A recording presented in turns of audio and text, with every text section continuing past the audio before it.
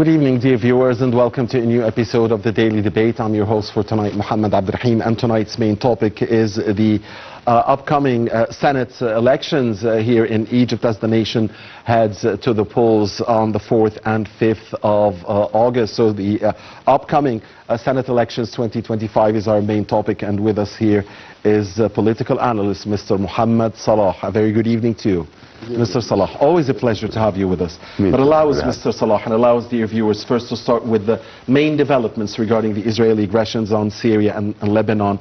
And Egypt has condemned the recurrent Israeli aggressions against the Syrian and Lebanese territories as blatant violations of international law and UN resolutions. The Foreign Ministry asserted in its statements the importance of respecting the sovereignty of Syria and Lebanon and their territorial integrity. Egypt said these Israeli violations would deepen tensions and are the main reasons behind instability in both countries and across the region. In Syria, Syrian President Ahmad al-Shara vowed Thursday that those behind violence against the Druze minority would be held accountable after deadly clashes in their southern heartland, saying security responsibility would be returned to local authorities. Al-Shara added that protecting Druze citizens and their rights is a priority, as Israel vowed to destroy Syrian government forces attacking in case they attack Druze in southern Syria.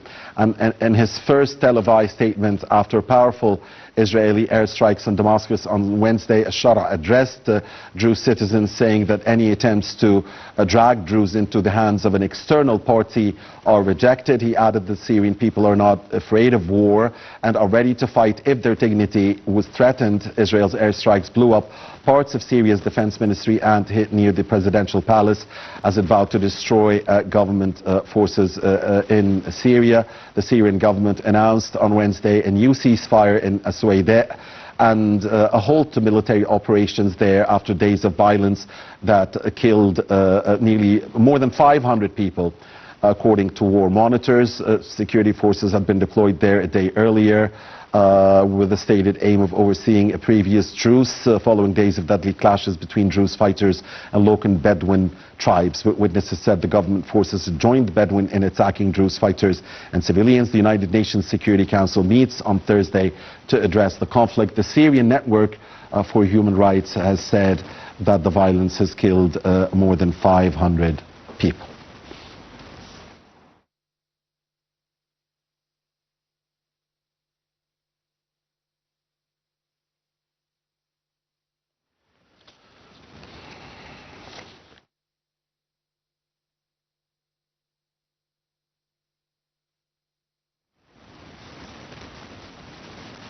And with us now live over the phone is His Excellency Ambassador Youssef Zada, former Assistant Foreign Minister.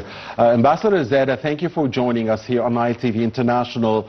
How do you see the latest escalation, the latest Israeli aggression on Syria and Lebanon, and especially Syria? What's happening in Syria? How do you see the Israeli aggression there and the developments of the internal situation in Syria? Thank you, sir. My pleasure talking to you and the viewers on the channel. Now, I'd like to point, before I continue, on something very important. The Ministry of Foreign Affairs in Cairo issued half an hour ago a statement. Now, the statement says that with consultations between Egypt and 10 other Arab countries, UAE, Bahrain, Turkey, Saudi Arabia, Iraq, Oman, Qatar, Kuwait, and Lebanon, the intensive discussions on the developments in Syria held in the context of unified position and joint effort to support the Syrian government in rebuilding the country on foundations. Now, I'd like to emphasize that this Ministry of Foreign Affairs statement that was issued half an hour ago emphasizes on 6 main points. Now, quickly, it's support for Syria's security and unity. Second thing, welcoming the agreement that was reached. Third, welcoming the commitment of His Excellency the Syrian President to hold accountable all those responsible for violations.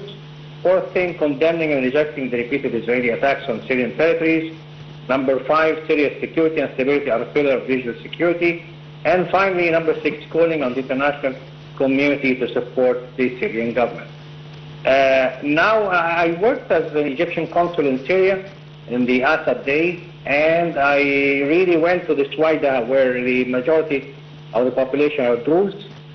And I would like to emphasize that the Syrian Druze are almost about maybe 300,000 or 350,000. Now, if we talk about the Druze in Israel, they're about 150,000. So the real reasons for the Israeli strikes was, as they claimed, to protect the Syrian Druze from the Syrian army under the leadership of President Shah. Now, we must note also that the Druze in northern Israel, the Galilee and the Carmel, get drafted, compulsory drafted in the Israeli military. Some of them, in fact, are participating in the war in Gaza. So a significant proportion continue to serve in combat units, while the Druze and Suwaida have nothing to do with that. Another thing, the Arab country that mediated the whole Israeli military campaign against Syria because of the Druze was Jordan. So it was Jordan, Turkey, and the United States. Why Jordan? I would like to say because Jordan has strong historical and social ties to the Druze community, particularly given the ongoing contact between Druze in Syria, Jabal al-Arab, and the co-religions in Jordan, Palestine, and Lebanon. The main reason, in my opinion, for Israel's intervention was to impose a new equation in southern Syria. Yes. Taking advantage of the sectarian divisions and political fluidity in Syria.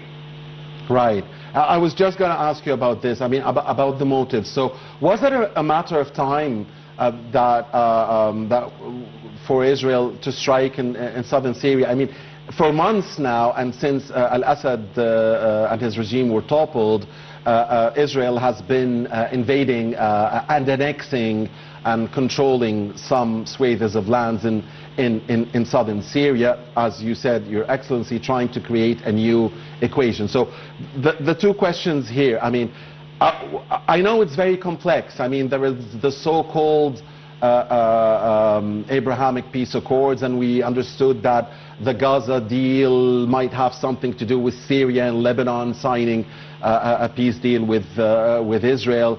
At the same time, Israel wants to put a new equation, wants to annex more lands, but at the same time, the Syrian government itself, you know, has not really succeeded in controlling the ethnic tensions, especially in the south. I don't know about Israel's role there. I mean, is it all about Israel, or is it also the fault of the Syrian government? I mean, a lot of elements there, and we only have 3 or 4 minutes. So, but with your experience previously serving for the Egyptian Foreign Ministry in Syria, we want to listen to you, sir. Thank you. Well, you're quite right about all what you just said. Remember, Syria comprises Christians, Druze, Alawites, Ismailis, Shias. So they have so many factions, and each one is totally independent. Independent in a way that they have their own customs, their own religious beliefs. And let's not forget the Israeli attacks on the Syrian military capabilities. Once the Syrian regime was toppled in December, Israel was attacking just days after that the whole Syrian bases and the whole navy and the military aircraft and everything. And they really demolished something like 90% of the Syrian military capability. So, of course, under the pretext of because they are securing the Israeli the safeguard and all that, and that these are the national interests of Israel, and they don't trust the new government, and so on and so forth. But as you've just mentioned, sir, there is a new plan to divide Syria into several areas.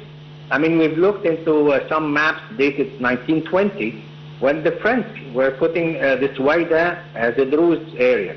The top area where Halab is an Halab area. And different states, really. I mean, they wanted to do this to Iraq. Thankfully, after the invasion, the American invasion, intervention in Iraq, there's only Kurdistan. So Syria is different because there are a lot more sects. Right. And it's more complicated. Right. Mr. Ambassador, I want to thank you very much. I'm sorry to have interrupted you, but we have to go live now to listen to the call for Al-Isha prayer at the end of Al-Isha. Thank you very much, Mr. Ambassador. Ambassador Youssef Zada, former Assistant Foreign Minister.